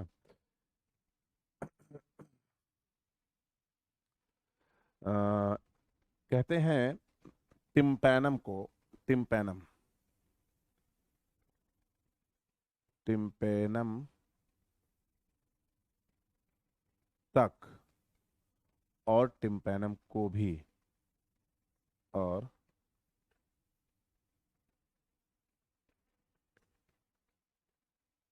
टिम्पैनम को को टिम्पैनम को ईयर ड्रम कहते हैं। हमें एक मिनट रुक जाओ। टिम्पैनम को बाह्य कर्ण में, बाह्य कर्ण में सम्मिलित करते हैं, सम्मिलित करते हैं, सम्मिलित करते हैं, करते हैं। बातें खत्म होगी भाई साहब, है ना। लेकिन सर नोट्स इसमें बहुत बहुत ज़्यादा जा रहा है। हमने कहा जरूरी भी है, वरना मैं देता ही नहीं नोट्स। मेरी तो आदत बड़ी खराब है ना, जिस चीज़ की जरूरत है नहीं ना, मतलब बिल्कुल ही इंटरटेन ही नहीं करता हूँ, मतलब ऐसे छोड़ के भागता हूँ जैसे लगता है कि अरे ये क्या हुआ, है ना। अब अपन चलेंगे तो वाह्यकर्ण का की जो संरचना है वो आपको देखनी चाहिए मेरे ख्याल से। अगर मैं देखता हूँ वाह्यकर्ण, तो इस तरीके से आपके वाह्यकर्ण होते हैं, इस तरीके से, है ना। अगर तुम देखोगे तो यहाँ पे स्ट्रक्चर इस तरीके से पाए जाएंगे, है ना, इस तरीके के स्ट्रक्चर पाए जाएंगे, इस तरीके, है ना। तो ऐसे चीजों को देखो ध्यान से,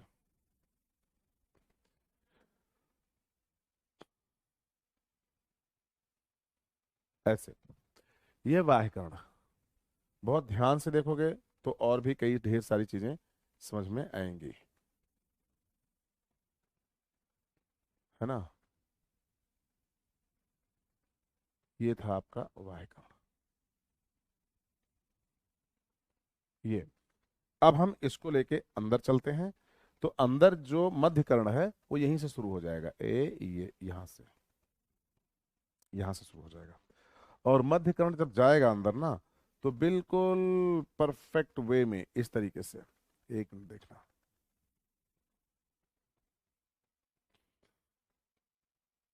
इस तरीके से मध्य कर्ण आपको दिखाई देगा।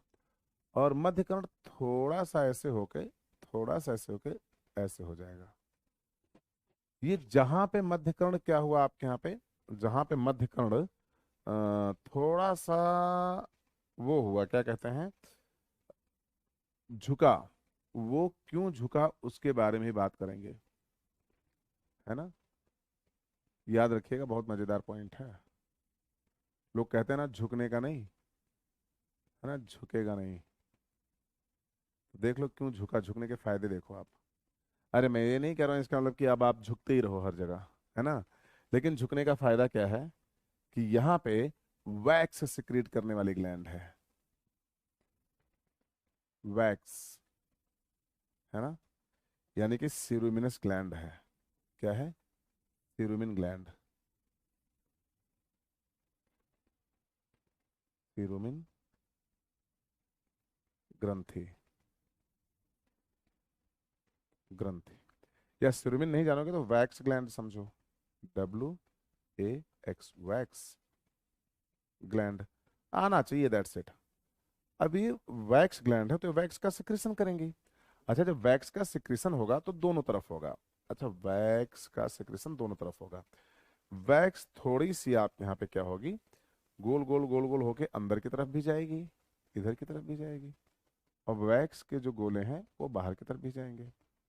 और जब बाहर और अंदर दोनों तरफ वैक्स के गोले जाएंगे, अच्छा, वैक्स के गोले टूट टूट के इधर की तरफ बिखरते रहेंगे, तो हमारे कान में या तो हियरिंग थोड़ी सी इफेक्टेड होगी या कुछ इफेक्टेड होगी। लेकिन ये वैक्स क्या करेगा, आपको वाटर से प्रोटेक्ट करेगा। वैक्स क्या करेगा, मेम्ब्रेन को प्रोटेक्शन देगा। और वैक्स ईयर के अंदर किसी को घुसने नहीं देगा, है ना। तो कहते हैं कि कोई कंटाजियस नहीं होगा। लेकिन ये जब ज्यादा बनने लगा तो हम क्या करते हैं, बड लेके ईयर को क्लीन कर देते हैं। अगर आपने क्लीन नहीं किया तो कभी आप ऐसा करके सोओगे, टूट के बाहर निकल आएगा, है ना। जो लोग ज्यादा क्लीन करते हैं उनमें ज्यादा बनता है, ये बात याद रखना। आपने कहा तो सर ये अच्छी बात है ना, ज्यादा बनना चाहिए, नहीं। तुम अपने बॉडी के अंदर किसी भी चीज को आर्टिफिशियली इतना ना इंड्यूस कर दो कि आपको प्रॉब्लम होने लगे। जैसे मैं अपने एक मतलब रिलेटिव हैं, तो उनको मैं देखता हूँ कि उनके सारे बच्चे बटलिए के कान में लगे रहते हैं। तो मैंने देखा उनकी मम्मी उनके पापा भी बटलिए कान में लगे, उनको लगता है बहुत क्लीनिंग का प्रोसेस कर रहे हैं, जबकि ये गलत है।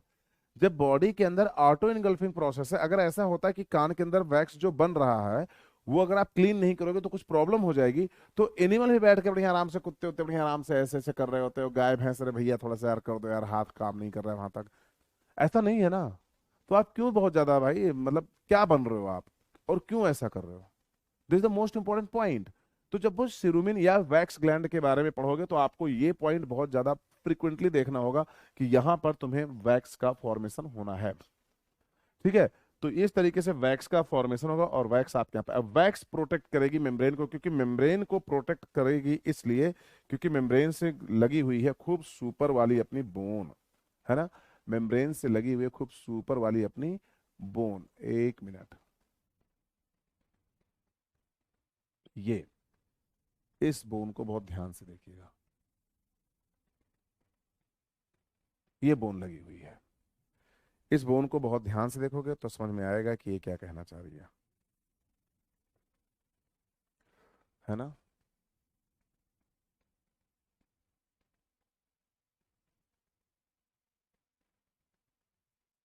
ये हो गया दूसरा स्ट्रक्चर जिसको हम लोग बोलते हैं, ध्यान से देखिएगा, ये हो गया दूसरा स्ट्रक्चर,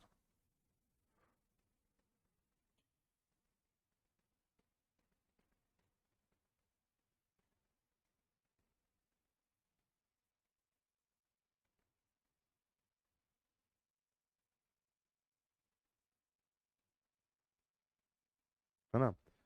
बहुत क्लियर,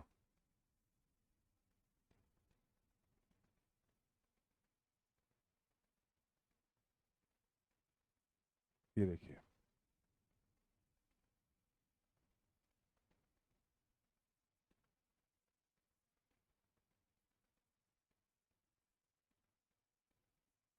ये इस तरीके से। तो अब आपको स्ट्रक्चर मैंने ज्यादा डायग्नोस करके दिया है, थोड़ा सा, इतना ज्यादा नहीं होता वैसे, खासकर ये, ओहो क्या कर दिया मैंने। चलो तो फिर अच्छे से बनाते हैं ना इसको, है ना। ये स्ट्रक्चर जो है वो ऐसे होता है, और ये स्ट्रक्चर जो है हल्का सा reduce ball and socket joint, इसको हम लोग बोलते हैं reduce ball and socket joint.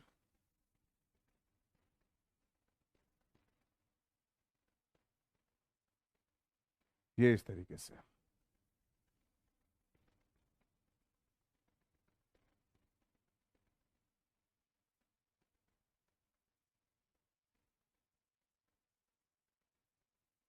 ये इस तरीके से बनेगा। तो ये बना आपके यहाँ पे reduce ball and socket joint. अच्छा, ये जो तुम स्ट्रक्चर देख रहे हो ना, इसको बहुत ध्यान से देखिएगा। ये वो स्ट्रक्चर हैं जिनको मैं आपके सामने लेके आ रहा हूं, है ना। इधर देखिए, ये स्ट्रक्चर हैं यहां से।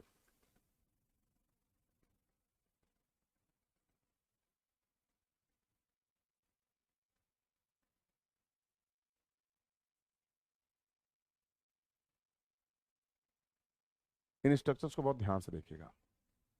ये स्ट्रक्चर तुम देखते जाओगे तो तुम्हें ये लगेगा, ये लगेगा कि जो ये स्ट्रक्चर है वो यूं यूं यूं ऐसे जाएगा, ऐसे नीचे, है ना। और यहाँ तक देखो ध्यान से, यहाँ तक जाएगा ऐसे।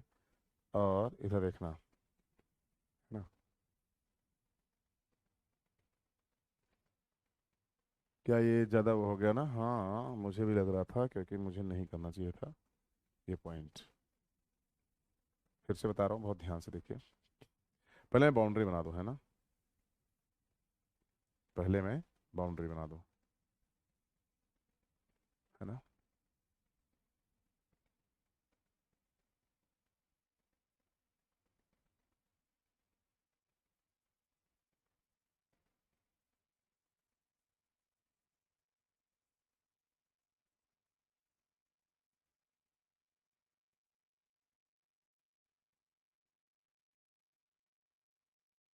ये इस तरीके से पाया जाएगा।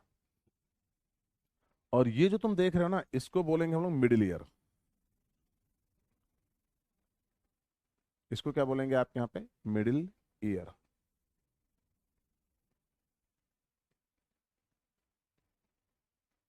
गौर से देखिए, ये हो गया आपका मिडिल ईयर।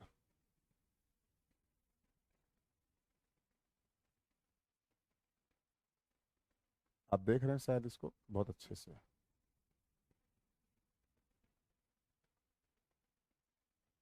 ये मिडिल ईयर रीजन है। और मिडिल ईयर की ये जो ट्यूब दिख रहे हो ना तुम्हें, ये ट्यूब जाके खुलेगी आपकी नाक के अंदर। और इसको हम लोगों ने बोला यूस्टेचियन ट्यूब। बहुत ध्यान से देखिएगा, आपको बहुत क्लियरली दिखेगी, है ना। ये है, ये यूस्टेचियन ट्यूब है ना, जिसमें आपकी बोन पाई जाती है। और बोन अब आगे यहां से जुड़ेगी और ये आगे बनेगा आपके यहाँ पे इंटरनल ईयर। तो ये मिडिल ईयर है, जिसके बारे में मैंने आपको बताया था कि यहाँ पे दो बोन होगी। कौन कौन सी बोलो बेटे? मैलस, है ना। मैलस, देखो जरा, ब्लैक से लिख जा रहा है। मैलस, इधर देखो, यहाँ पे दो बोन होंगी।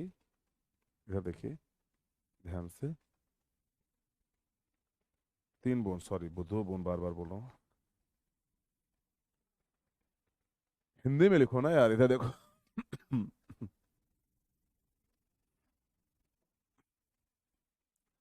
और पतला रखना है, देखो ध्यान से। मैलस, इनकस, है ना,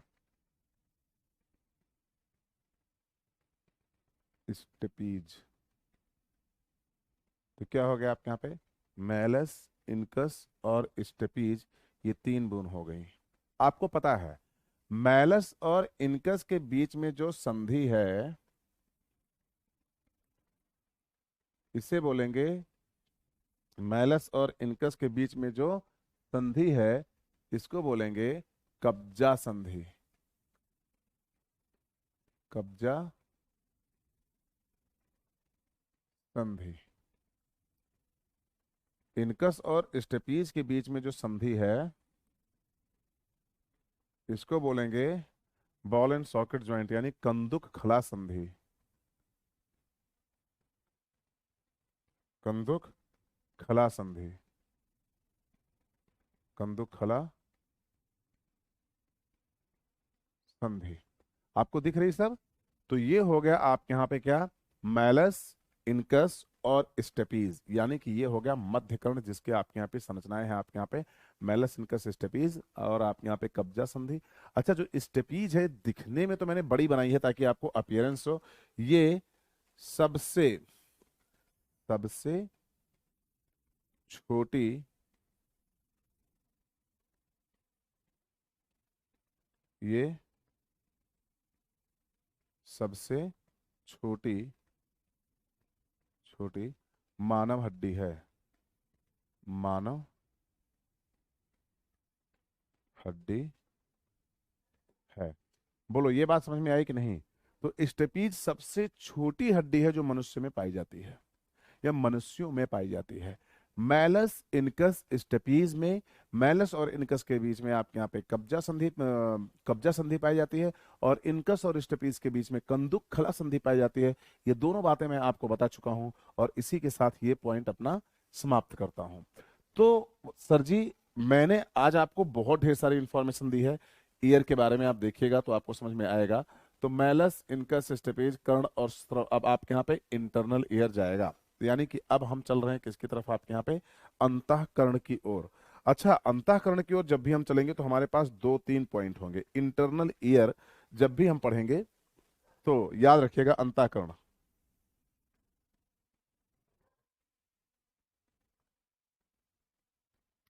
अंतःकरण को अगर हम बोल, अच्छा यूस्ट्रेचियन नलिका के बारे में तो बताना भूल गया मैं। ये जो स्ट्रेचियन नलिका है, ये आपके यहाँ पे क्या करेगी? इसका काम भी बैलेंस है। ये ये बैलेंसिंग, बैलेंसिंग में भाग लेगी, में भाग लेगी, भाग लेगी। याद रखिएगा, आज मैंने आपको जितने भी इंफॉर्मेशन दी है बहुत सॉलिड हैं। यानी कि इसको आपको जितना स्लो, जैसे होता क्या है कान के बारे में, मोस्टली बच्चे कंप्लेन नेचर में आ जाते हैं कि नहीं सर कान समझ में नहीं आया। मोस्ट ऑफ द स्टूडेंट्स इस फ्रेम में रहते हैं।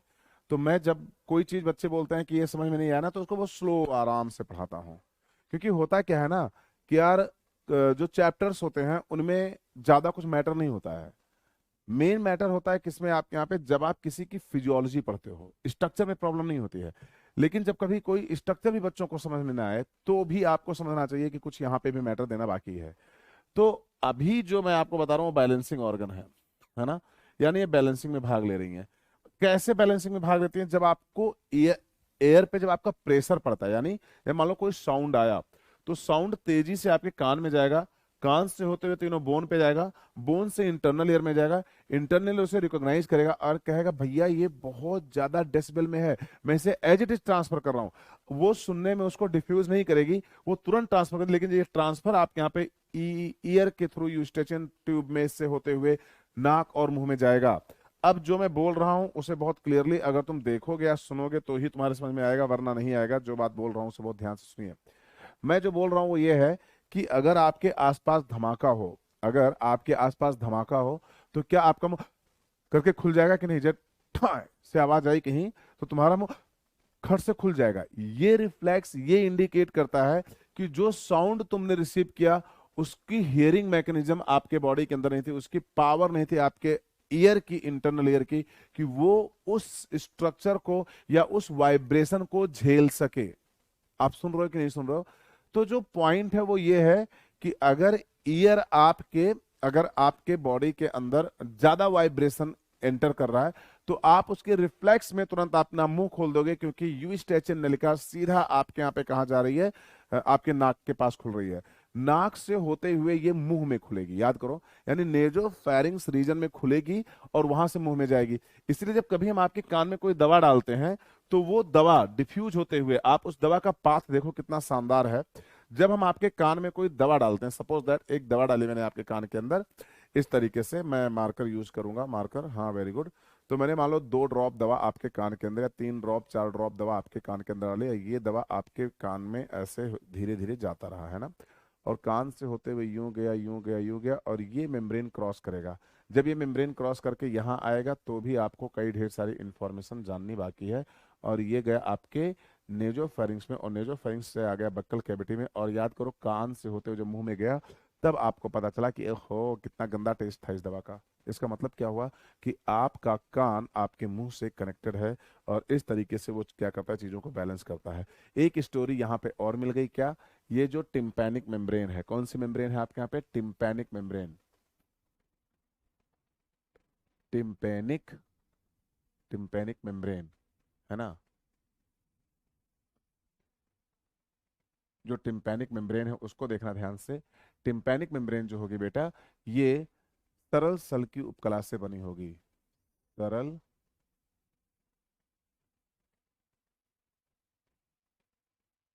सल की उपकला, उपकला, तभी डिफ्यूजन कर रही है, तभी दवा अंदर जा पा रही, और नहीं जाती। सरल सल की उपकला, उपकला से बनी है, से बनी है, तभी तभी डिफ्यूजन को परमिट कर रही है, डिफ्यूजन को परमिट करती है, परमिट करती है। तो ये बात थी किसके बारे में? सरल सल की उपकला और बाह्यकर्ण के बारे में। बाह्यकर्ण के बारे में एक बात और भी करेंगे अपन जाते जाते इस तरीके से, है ना।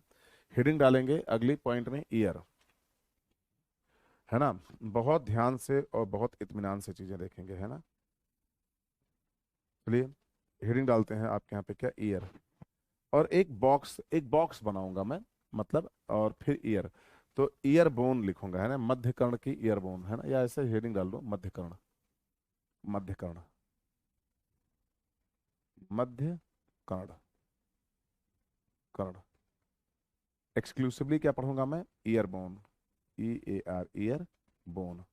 क्योंकि क्या है, मैं बता दूं ध्यान से, मध्यकर्ण में यूस्टेचन नलिका और ये सब भी आ जाएंगे, लेकिन मैं उनके बारे में ज़्यादा इंफॉर्मेशन गैदर नहीं करूंगा, क्योंकि मेरा जो फोकस है वो इस बात पे है कि मैं तुम्हें क्या बता ले जाऊं, ईयर के अंदर पाई जाने वाली जो क्या है, बोन है। तो हेडिंग लेंगे और छोटे छोटे फ्रेम में आपको और भी चीज़ें डालता जा रहा हूँ, इसको भी बहुत ध्यान से देखिएगा।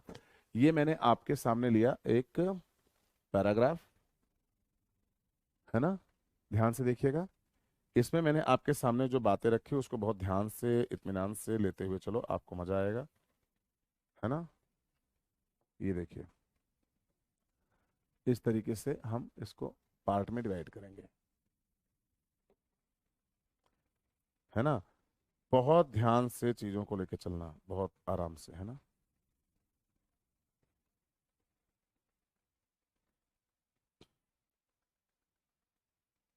क्या कर रहा हूं मैं?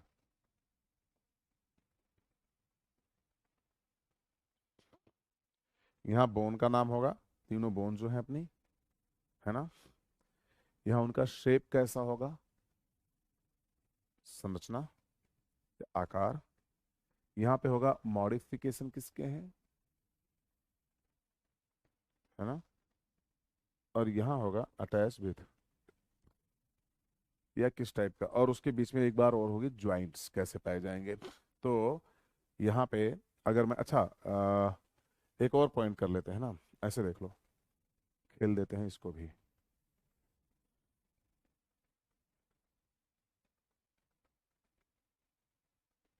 आइए हेडिंग ले लेते हैं यहाँ पे, ईयरबोन, ईयरबोन, ईयर बोन, कर्ण की हड्डियां, है ना। शेप, समझना, SHAPE, शेप, है ना। यहाँ पे जबड़े का रूपांतर, जबड़े की किस बोन के रूपांतरण है, ये सभी जबड़े की बोन से, जबड़े की हड्डी का रूपांतरण है,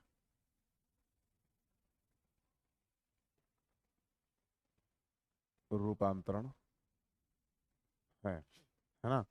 और लास्ट में पोजीशन क्या है,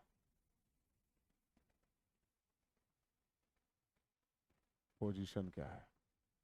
ये है पूरा का पूरा परफेक्ट पॉइंट, है ना। तो जो नाम है वो तो आप सबको पता है ना।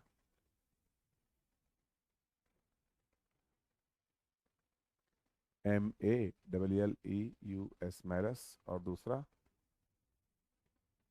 INCUS, इनकस, और तीसरा STAPES, स्टेपीज। अब ये होगा शेप कैसा होगा, हथौड़े जैसा, है ना। पहला मैलस, हथौड़े जैसा, हथौड़े के जैसा, हथौड़े जैसा, जैसा, यानी hammer shape, HAMMER, hammer shape, hammer shape. Please. अच्छा, आपको हो सकता है कि ये रटने में दिक्कत हो, और मैं इसके लिए फॉर्मूला दूंगा आपको। हैमर शेप हो गया है ना, अभी वाइट से ही चलते हैं ना। Anvil shape, ANVIL, anvil shape, SHAP shape, है ना। और तीसरा होगा स्ट्रप शेप, STIRRUP,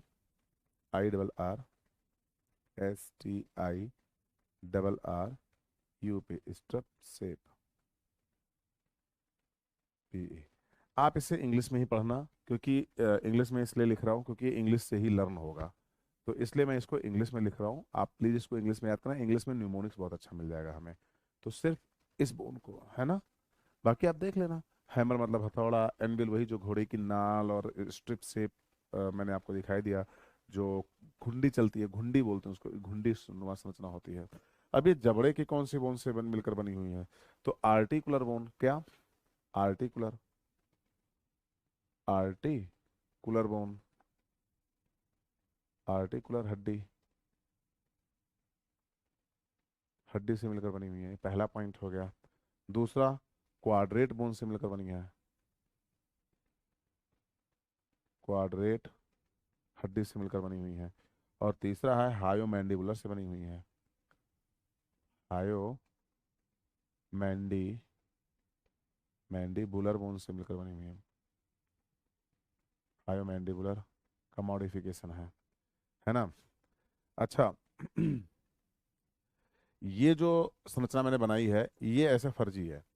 मैं बोलूंगा मैलस और इनकस एक दूसरे से जुड़े हुए हैं कब्जा संधि द्वारा, कब्जा संधि द्वारा, संधि द्वारा। और जो इनकस है, यानी कि इनकस सॉरी, जो इनकस है और स्टेपीज है, ये दोनों जुड़े हुए हैं कंदुक खला संधि द्वारा, कंदुक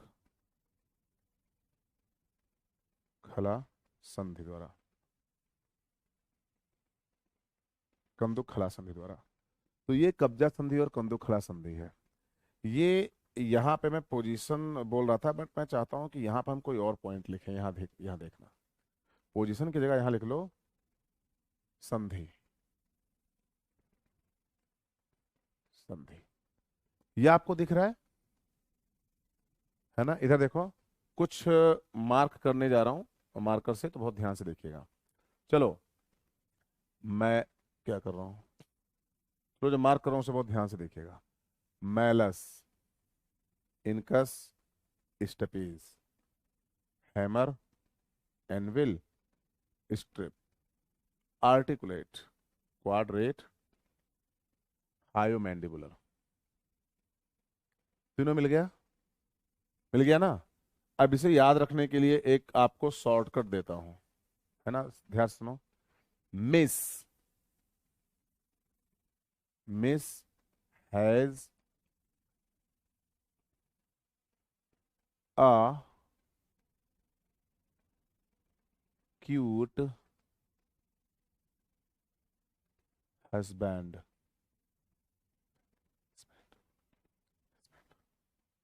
यानी मिस के पास एक क्यूट सा हस्बैंड है।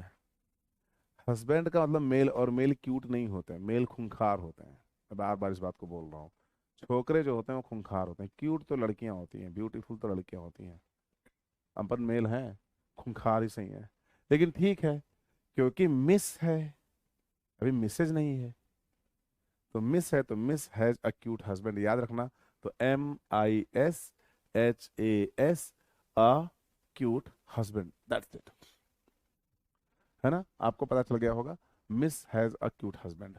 तो ये था कर्ण के बारे में पूरी इंफॉर्मेशन। अच्छा, अब एक बात बताता हूं तुम लोगों को, बहुत ध्यान से, बहुत इंपॉर्टेंट सुनना। अब जब हम नेक्स्ट लेक्चर में जाएंगे, नेक्स्ट लेक्चर का मतलब ये होता है कि ये मैं आपको दूंगा एक स्पेशल लेक्चर जिसमें सिर्फ और सिर्फ फिजियोलॉजी चलेगी। अगर मैं इसको लूंगा तो ये लेक्चर बड़ा हो जाएगा, जो कि आपको पसंद नहीं आएगा और फिर आपका कंसंट्रेशन नहीं बनेगा। अगले में हम सिर्फ और सिर्फ फिजियोलॉजी लेंगे, ओनली फिजियोलॉजी। जो बात बोल रहा हूं उसे बहुत ध्यान से सुनना। यानी कि नेक्स्ट में जाएंगे तो internal ear and physiology of year, that's it. यानी कि ये एक सप्लीमेंट्री, यानी कि कल हम आपको दो लेक्चर देने वाले हैं। एक लेक्चर पहला होगा जो अपने टाइम पे जाएगा, बिल्कुल टाइम पे। वहां स्टार्ट हो जाएगी आप यहाँ पे रासायनिक, यानी कि पूरी जगह हार्मोन स्टार्ट होगा। 2 घंटे का वो लेक्चर पैक होगा, 2 से ढाई घंटे, वो रिकॉर्ड हो रखा है। मुझे ये रिकॉर्ड करना है, तो इसे मैं 1 घंटे का सुपर लेक्चर दूंगा जो 7 से 8 के बीच में आपको डिलीवर किया जाएगा, या 8 साढ़े 8 के आसपास। जो भी टाइम होगा वो सिस्टम बताएगा मुझे, बट ये कल ही जाएगा। ये मैं आपको बार बार बोल रहा हूँ, कल ही जाएगा, इसके लिए आप रेडी रहो। तो thank you for the watching video, stay connected with Physics Wallah. Bye bye, take care and have a nice day.